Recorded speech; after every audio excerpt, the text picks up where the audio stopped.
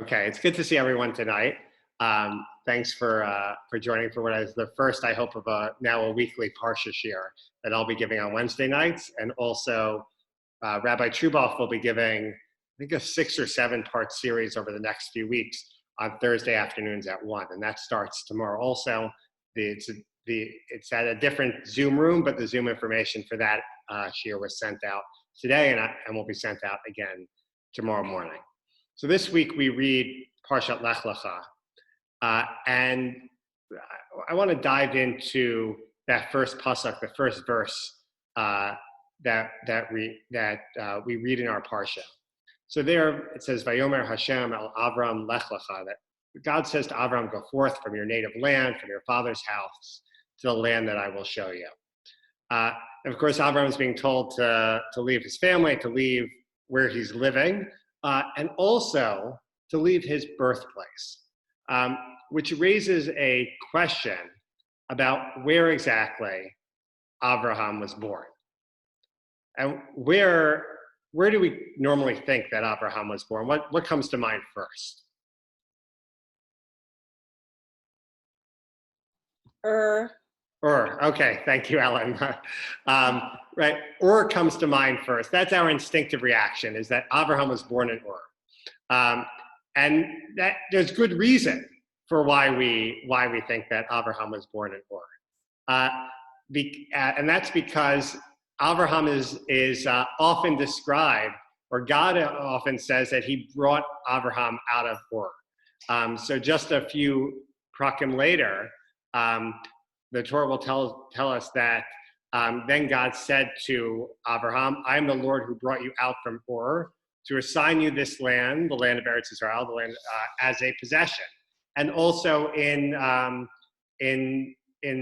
Sefer Nevi'im, also throughout the prophets, Abraham is described as coming from Ur, and also even before God says that he's the one who took Abraham out of Ur and brought him to the land of Israel, the Torah tells us that Haran, Abraham's brother, died in the lifetime of his father Terach. So Haran died certainly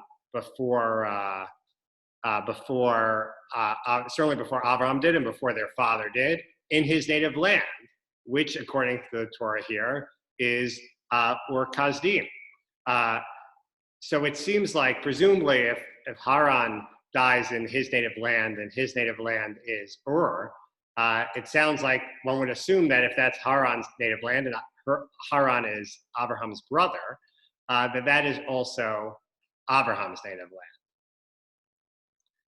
The tricky part about this, though, and the confusing part about this, is that when God spoke to Abraham, it seems, and said, "Lech Lecha," for him to go forth from his father's house and from his native land, from his birthplace, Abraham wasn't living in Ur. So if he was actually living somewhere else, and he was living in Haran, in the city of Haran, which is quite a distance away from Ur. We'll look at a map in a moment, but let's see how we know this. So at the very end of Parshat Noach, the Torah tells us that Terach took his son Abraham, his grandson Lot, the son of Haran, and his daughter-in-law Sarai, the wife of his son Abraham, and they set out together from Ur, presumably from where they had been living, for the land of Canaan. Now, why Terach was going to Canaan is not at all clear, and the Midrashim try to fill in the backstory as to why Terach left Ur and started making his way to the land of Canaan. But when they had come as far as Haran, the Torah says that's where they settled. And it's at that point that it's at that point, while they're living in Haran, that God speaks to Abraham, and Abraham hears the words, "Lech Lecha," go from your father's house, from your native land. So if Abraham is told to go from his native land when he's in Haran, it sounds like his native land isn't actually Ur, but instead this other city. And that our case for that is bolstered by the fact that when Abraham wants to find a wife for his son Yitzhak, and he sends Eliezer, we'll read this story in a couple of weeks, he sends his servant Eliezer to find a suitable wife for Yitzhak. He doesn't want Yitzhak to marry someone who's local to Canaan. Instead, he tells Eliezer that he wants he wants Yitzhak to marry someone who's from his native land. And where does he send Eliezer to? Not actually back to Ur. Instead, the Torah tells us that then the servant, this is Eliezer, took 10 of his master Avram's camels and set out, taking with him all of the bounty of his master, and he made his way to Aram Naharim, to the city of Nahor. And there, and Rashi says that this phrase Aram Naharim, this is the Aram of the two rivers. And it's an area that was situated between the two major rivers of ancient Mesopotamia and still today of the Middle East, the Euphrates and the Tigris. And that doesn't give us, that sounds at first glance like it's neither Ur nor Haran, but when we look at a map in a moment, it will become clear exactly where this is. Let's scroll down. So I'll try to make this as big as possible.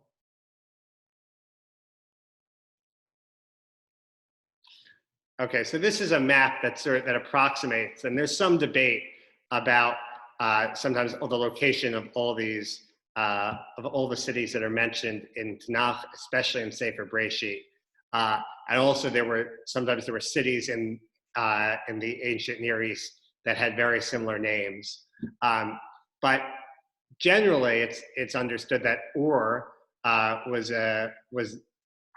certainly one of, if not the most important city in ancient Mesopotamia for many centuries, and was located down here in modern day Iraq, so very close to the Persian Gulf, and right along the banks of the Euphrates River. Haran was certainly a lesser city, but was located quite a ways closer to Canaan. So if Terach left Ur, as the Torah tells us, and was trying to make his way to Canaan, and was following sort of trade routes of the day, it would make sense for him to make his way up the river Euphrates to Haran, and then down through modern day Syria. We know that Aleppo is one of the oldest inhabited cities in the world, and then down into the land of Israel. So Haran is sort of situated between the city of Ur and the land of Israel, which would make sense that was a place that Terach might have stopped. And Haran, unlike Ur, which is located right along the banks of the Euphrates, Haran is located not along the banks of either river, but between two rivers, right? With close it is in the Aram Naharim, in this area between the two great rivers of ancient Mesopotamia, between the Euphrates to its south and the Tigris to its north. So it seems here like when Avram sends his servant Eliezer back to his native land to find his spouse for Yitzhak, that what Abraham has in mind, at least at that moment, is not Ur, but actually Haran. Any questions about that? So that raises for us, though, a whole host of other questions to consider, which is if Abraham was born in Haran, if Haran was where the family originally was, why did they move to Ur? And this whole question of where Abraham was born is a debate that's examined. It sparks a debate amongst the medieval commentators. So let's see how two of those Mefarshim, two of the commentators, deal with it. Question. Why is this important? Okay, I promise I will get to that. I'm going to get there at the end, but there is an answer to that question. It's a good question, Murray. I'll get to it at the end. Because I agree, right? Maybe we think this doesn't, maybe this seems like a biographic footnote and isn't all that important, but I think it actually tells us something quite interesting. So I think Rashi assumes that Abraham was born in Ur, and he says, "Go for yourself. Go for your." Rashi explains this pasuk means for your own benefit, for your own good. And there I will make of you in the land of Israel, the land I show you, a great nation. And here, if you stay in Haran, if you stay in Haran, you won't merit the privilege of having children. But if you come, not only will you be the father of a great nation, I'll make your name known throughout the world. So staying in Haran is would be a mistake for Abraham on a number of levels, but basically he would die anonymous, right? Is one of the things that God is telling him won't happen, and without any progeny if he stays.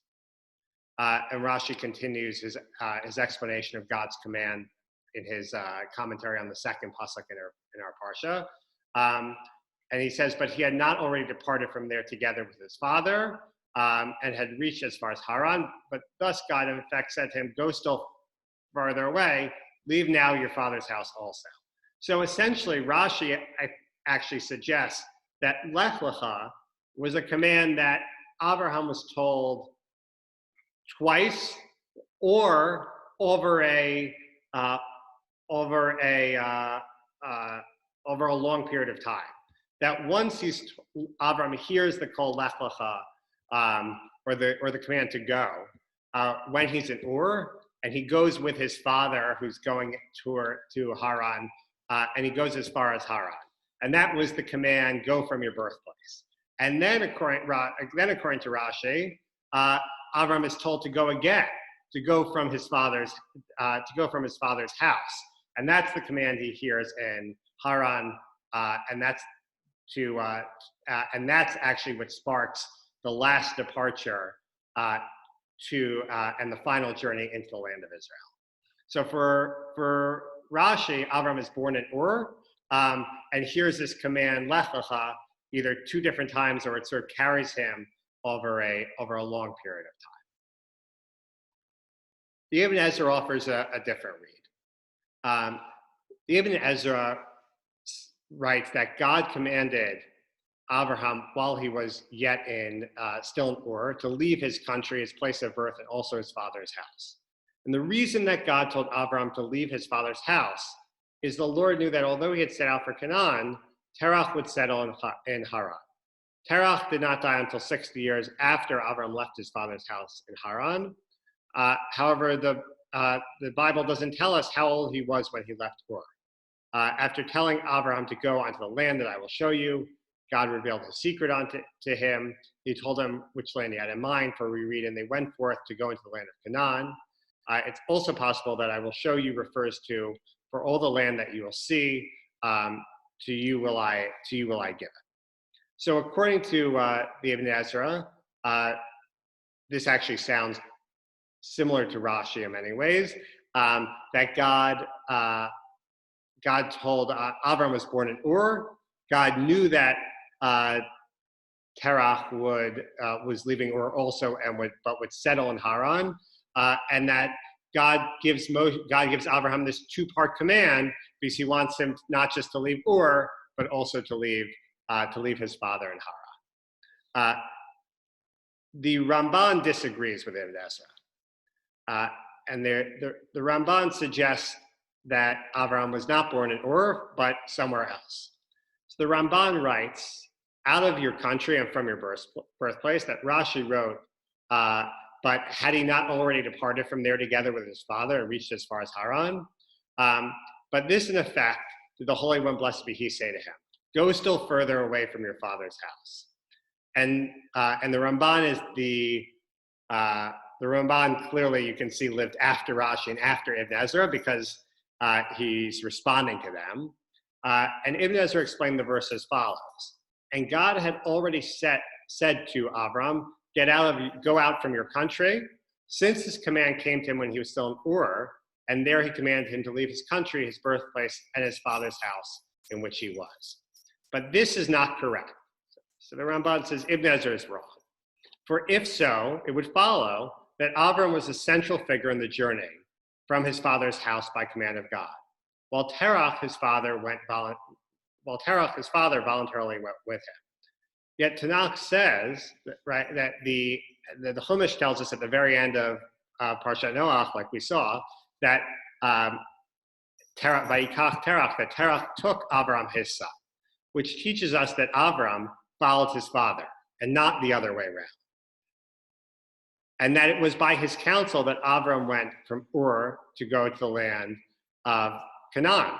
Furthermore, according to Ibn Ezra, who says that the above command came to Avram when he was still in Ur, the verse stating, and I took your father Abraham from beyond the river and led him throughout all the land of Canaan, should have said, and I took your father from Ur and led him throughout all the land of Canaan. For it was from there that he was taken, and it was there that he was given this command. In addition, the following difficulty may be put to Rashi and Ibn Ezra. When Avram commanded Eliezer to get a wife for his son, he said to him, but you shall go unto my country, to my birthplace. And the word malodati, generally translated to my kindred, connotes, according to Ramban, both my birthplace and my family. And this is made clear further on the text. And he went to Aram Naharim, the city of Nahor. If so, that is his country and his birthplace. And there, the Torah tells us that when Eliezer recounts Avram's charge to him, that you shall go onto my father's house and to my family, this clearly indicates that his father's house, that there in Haran was his father's house and his family and his birthplace. And this is not as Ibn Ezra made a mistake in interpreting onto my country. So this is made clear further on in the text that Haran and to my birthplace Ur. Now, since Ibn Ezra says here that in Ur it was said that Avram get out from my country and from my birthplace, from my father's house, Avram would thus have many countries. So there's I'm going to skip the italicized version, which is sort of the edits here, the editor in this translation.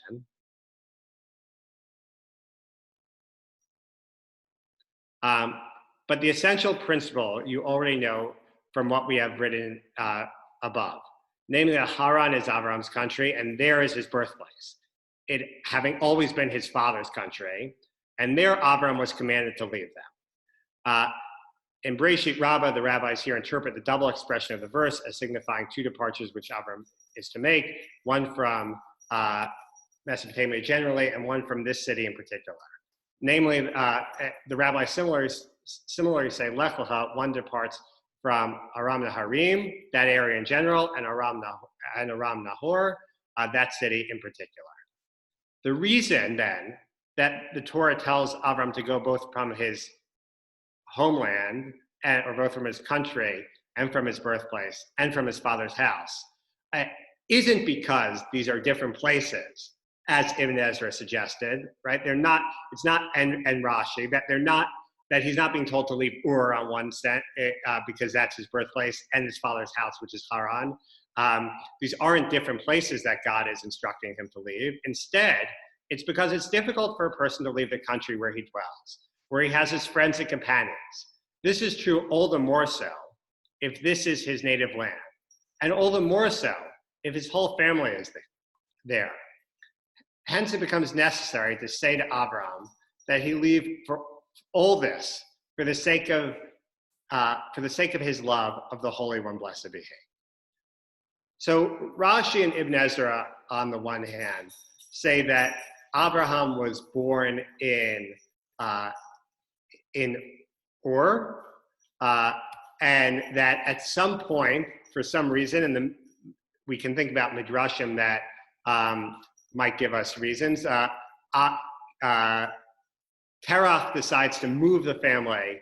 Terach decides he wants to go to Canaan. He moves the family first to Haran. He ends up settling in Haran and never makes it all the way to Canaan. And then Abraham comes and completes the journey, making it all the way to the land of Israel, to Canaan. Or alternatively, according to the Ramban, it seems like Haran was where the family was originally from. That was where Abraham was born. That was where Terach was from originally. And for some reason, Terach moves the family to Ur and then decides to move the family back to Haran. But Haran is actually where Abraham's family was originally from and where Abraham was born. Now, Murray, you asked before why this matters. And it matters in terms of how we think of Abraham in terms of the journey that he was on, and how we think of Terach. We're used to thinking of Terach in a particular way, based on a very well-known midrash. We'll take a look at the midrash just to remind ourselves that appears in Breshit Rabbah. So the midrash says, Rebbe Chia said, Terach was a maker of idols. He once went away somewhere and left Abraham to sell them in his store, and the man came and wished to buy one. And Abraham said to him, "How old are you?" And the man said, 50. And he said, "Woe to such a man who is 50 years old and would worship an object which is only 1 day old." So Abraham sort of made fun of him. And on another occasion, a woman came in with a plate full of flour and said to him, "Take this and offer it to them." So he took a stick and broke them and put the stick in the hand of the largest one. When his father returned, he demanded, "What have you done to them?" And he said, "I cannot conceal it from you. A woman came with a plate full of fine flour and asked me to offer it to them. And one claimed, 'I'll eat it first.' And another claimed, 'I have to eat it first.' And thereupon the largest one arose, took the stick and broke them." And his father said, "Why are you making fun of me? Do these stone objects really have any knowledge? Should not your ears hear what your mouth has said?" Abraham said to him. If you really believe, or if you could hear what you were saying, you wouldn't be an idolater." Thereupon Terach seized him and delivered him to Nimrod, the king. "Let us worship fire," Nimrod said. "Let us rather worship water, which quenches fire," Abraham said. "So let us worship water," Nimrod said. "Let us rather worship the clouds, which bear the water," Abraham said. "Let us then worship the clouds," Nimrod said. "Let us worship the wind, which disperses the clouds," Abraham said. So Abraham right here is making an argument that there's any object that Nimrod wants to worship, there's something greater or stronger that exists. "Let us worship the wind," Nimrod said. "Let us worship human beings which can stand up in the wind," Abraham said. "You are just bandying words, and we will worship nothing but fire.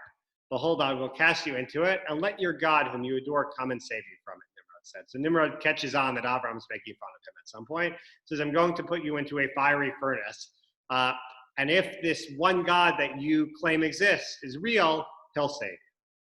Now Haran, Abraham's brother, who we know dies in the city of Ur, was standing there undecided. And he said, "If Abraham is victorious, I will say that I agree with Abraham. And if Nimrod is victorious, I'll say that I'm on his side." And when Abraham descended into the fiery furnace and was saved, Nimrod asked him, "Of whose belief are you?" He asked Haran. And he said, "Of Abraham's. I agree with Abraham." So thereupon Nimrod sent him into the fiery furnace. And his insides were scorched, his outside wasn't, and he died in the presence of his father. And this is why the Torah tells us that he died in the presence of Terach in the city of Ur. So according to, and Haran, the Midrash says that his insides were burned and not his outsides, because externally he claimed to believe, but internally he was really playing this game where he was just going to go with whichever side he thought would save him, and he wasn't really committed to the truth as Abraham was. So according though to this midrash paints a picture of Terach as being totally immersed in this world of idolatry. He wasn't just a an idolater himself. He was a maker of idols. And when Avram challenges the idea that idols could be real, and challenges what his father is doing, Terach hands Avram over to the authorities to be tested in an extreme way, to be put into a furnace. So this paints Terach in really the worst possible light. It's hard to imagine that sort of a description of a father that could be worse than this. Not only does he not listen to what his son is saying, but he hands his son over to the authorities, who we know may very well put him to death. And this also makes Avram out to be an incredible revolutionary, not just in his society, but also within his family. That in some way, one of the hardest things to do, right, is to really break from one's upbringing. So it's hard to be a lone voice or to be a minority voice in a bigger culture. But it's also it's even harder, perhaps, to break from one's upbringing, from the ways of one's parents, the way of one's father. And this midrash says that Abraham does all of that, and it doesn't explain why Terach then moved the family to Haran. That part is left out. But it does demonstrate the way in which, or argue, that Terach was totally immersed in the worst parts of ancient Near Eastern culture, and Avram was a total revolutionary, both in his family as well as in the wider culture, and completely rejected the path of his father. That's probably the view of Terach that we're most familiar with. There is, however, another view that comes up, and I think the Sforno, who's a later commentator, gives voice to this, probably the best expression of this view. The Sforno just says that when they arrived in the land of Canaan, when Avram arrived in the land of Canaan, as opposed to Terach, who had also set out to go to Canaan, but had stopped at Haran, these people with Avram at their head made good on their intention. So the depiction that the Sforno seems to offer of Avram's father Terach, he doesn't quote this midrash about Avram's father being an idolater or a maker of idols. Instead, he describes Terach as also being on this journey, that the ultimate destination was the land of Canaan, for one reason or another, because Terach didn't have the strength or the motivation or the faith to see it through. He didn't make it all the way from Ur to the land of Canaan. Instead, he ended up settling in Haran.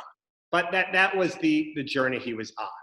And I actually think these two views of Terach can be lined up, again, on the two views we saw about where Abraham was born. So let's go back and look at that map for a second. So on the one hand, we have on the western side of the Middle East, we have the land of Israel. And on the eastern side, almost the far eastern side, we have Ur. Haran is sort of somewhere in the middle, between Ur and the land of Israel. And if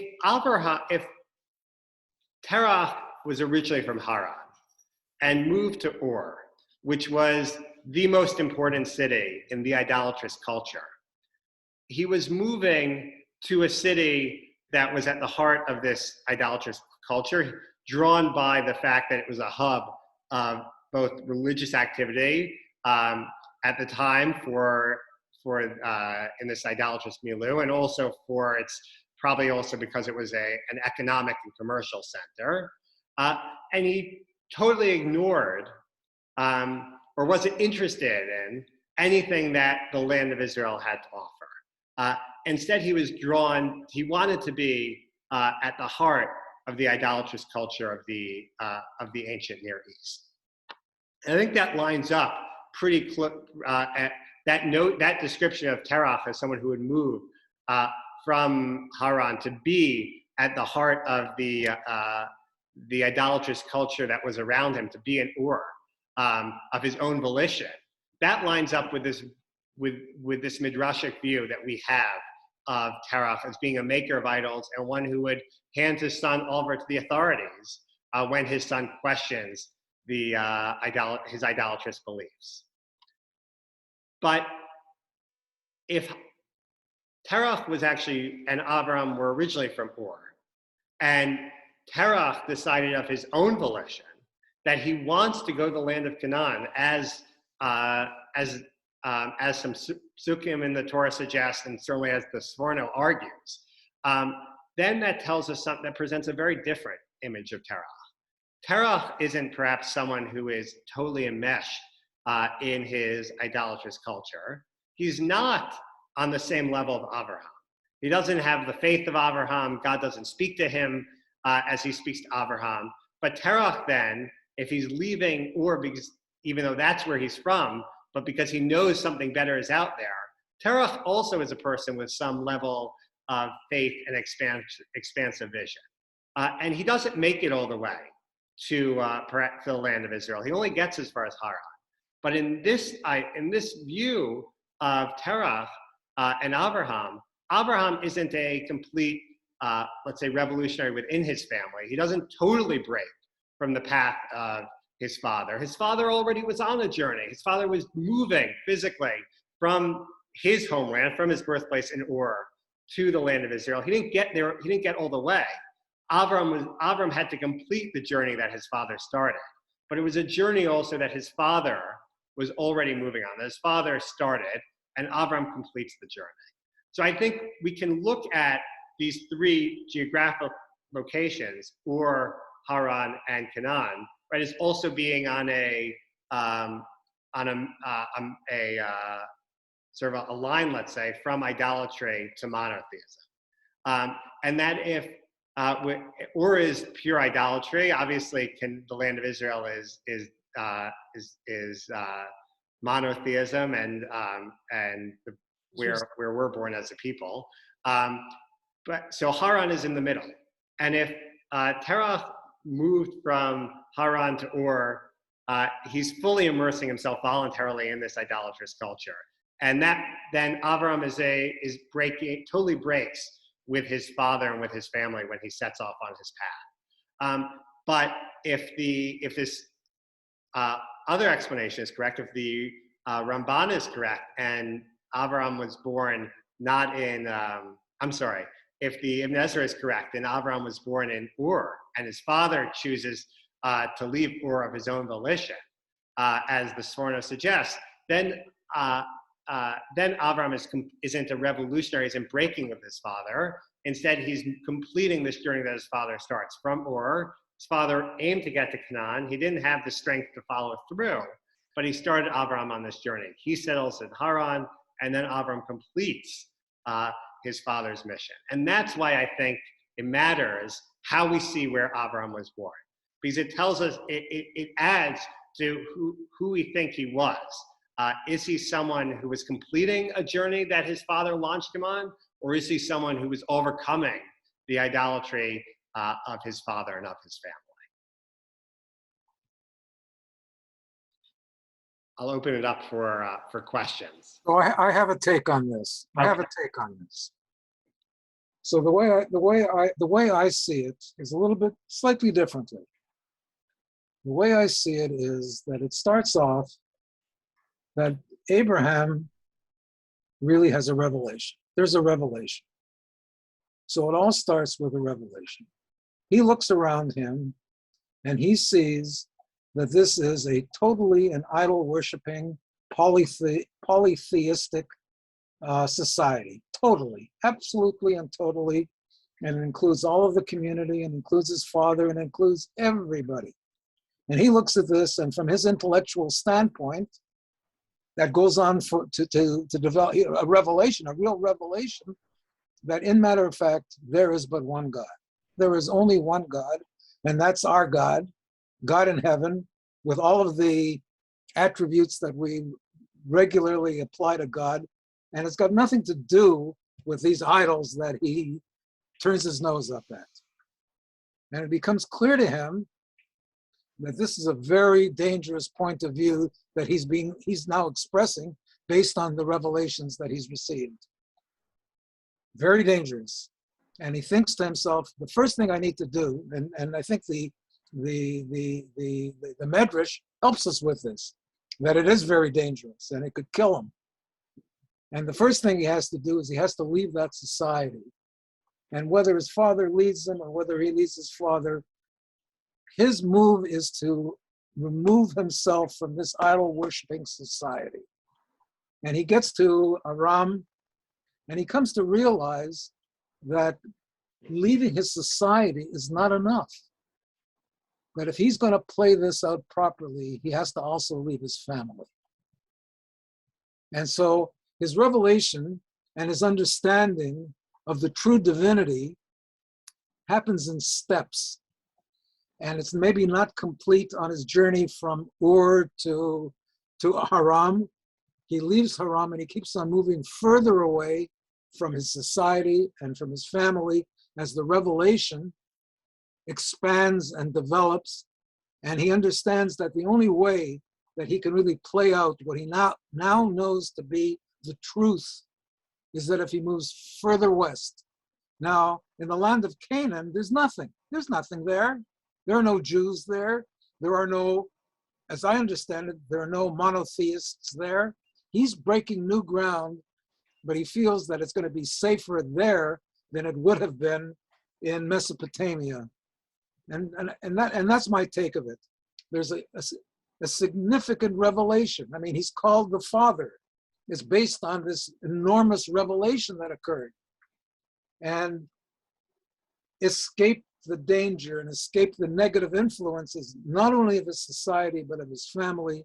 He has to move, and hence he moves off to the west to a land where he can develop this concept that he's developed, that he's received from the true God.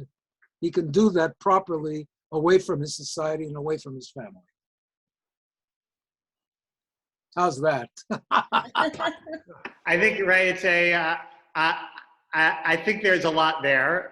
It's a little bit, it's a different approach, but certainly I think there are Mefarshim and thinkers that would agree with you, Mari, that there's something to that he couldn't fulfill his journey totally until he left his family also. Shed his society, and he had to shed his family. And I'll say to bolster what you said, I saw a midrash today I hadn't seen before, that oftentimes the midrashim tell us that even before that, by its very nature, right, there's something inherently holy about the land, first called Canaan, then Eretz Israel, that there's something built in, and there's an inherent holiness to it. And also there are midrashim that will tell us there's something inherently attractive physically about the land. But I saw an interesting midrash I hadn't encountered before, that Avram left Haran to go to Canaan, in part because in Haran, the culture wasn't, let's say, as idolatrous as Ur, but instead it was a sort of culture of leisure. People didn't work all the time, and they enjoyed themselves a little bit. They enjoyed themselves too much.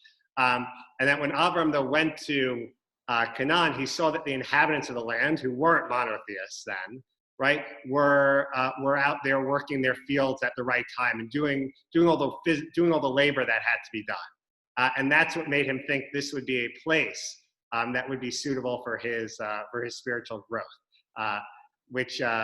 So there is something.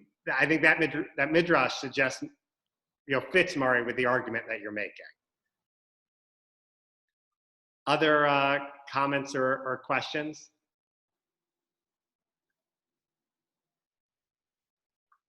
So I'll just come back, Mari, to something you said and leave it on this then, that I don't want to take anything away from Avram as a revolutionary thinker and a revolutionary leader.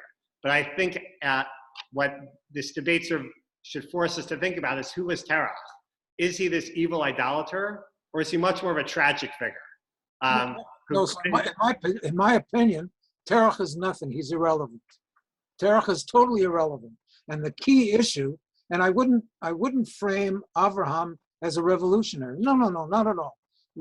He had such profound intellectual capabilities that he was able to conceive that there in fact was a God in heaven, and he was able to receive a revelation. He was able to have it revealed to him, not immediately, not in one fell swoop, but little by little. And as he moved away from his society, and as he moved away from his family, this concept, this spiritual concept, developed and expanded, and the rest is history, basically. And so, he's called the father. He's called the father of whatever, Judaism and Christianity and Muslim, whatever. He's everybody's father. And that's because he had a quality. He had a certain quality that was very, very, I was going to say unique, but it wasn't unique, because Moshe Rabbeinu had a similar quality, maybe even a much greater aspect to him than even Avraham. But Avraham had that quality that allowed him to conceptualize and to really sort of connect somehow with God. Very special. Yes, and my reading of Terach is that what's interesting, and maybe you're right. He is nothing, right? He's sort of a footnote. He's a few psukim in the Chumash, and then we don't think about him again. Right. So what I'm saying is that the message is that you need to separate yourself from that kind of society, and quite frankly, you may need to separate yourself even from those who are closest to you when they are guilty of avodah zarah. Yes, right. Because and if Terach is guilty of avodah zarah, then what you're saying makes sense. Well, he is, isn't he? Well, so we don't know, right? The Midrash tells us that. And it's hard to believe. Certainly we can believe that he was. But I think there are Mefarshim who suggest that Terach himself started this journey. And that Terach didn't really know. Terach, for some reason, wants to get to Canaan. We don't know why Terach all of a sudden wants to go to Canaan. And so that's left for us to guess. But it's possible that Terach doesn't have Avram's will to follow through, or his drive or his intellectual capabilities. But that Terach is, and in that sense, Terach's a tragic figure because he can't follow. I'm not sure that Terach, perhaps Terach wasn't an idolater. We don't have to follow the Midrash. We can follow this other line of thinking that Terach also sensed there was more out there. There was something else out there. Terach has an idea of a vague notion, maybe of the ideas that Abraham would fully uncover, or fully grasp. But Terach never gets there. He doesn't get there physically, and he doesn't get there intellectually. And that's why that's why I said he's a tragic figure, and that's why he's nothing in the end. Yes. And in that sense, there's a real warning here that starting on the path isn't enough. So you have to go through it. Yeah, I like the Midrash a lot because it's consistent with my framework. So I'm offering a different framework. So I don't think we're not gonna solve who Terach was completely tonight. But I hope that we saw how this question of where Abraham was born fits into this discussion about who was Terach, and then also who was Abraham and what type of person he was. So thank you everyone for coming tonight. Tomorrow, Rabbi Truboff will be teaching at 1 about Franz Rosenzweig and the return to Judaism. And I look forward to seeing you on Shabbat. So is Rabbi Truboff's class going to be recorded as well? I will ask him to record it. I can, so we can post that online also. So I read a little bit about the topic for tomorrow, and I can tell you it's really interesting. So you should tune in. It'll really be good. because Franz Rosenzweig was an interesting guy, and I'm sure that Rabbi Truboff will give a tremendous lecture. Yes. Take care, everyone. Have a good night. Thank you, Thank you. everyone. Thank you, Rabbi. Thank you. All Good right, night. and Rabbi, thank you very much. That was really great. Thank you.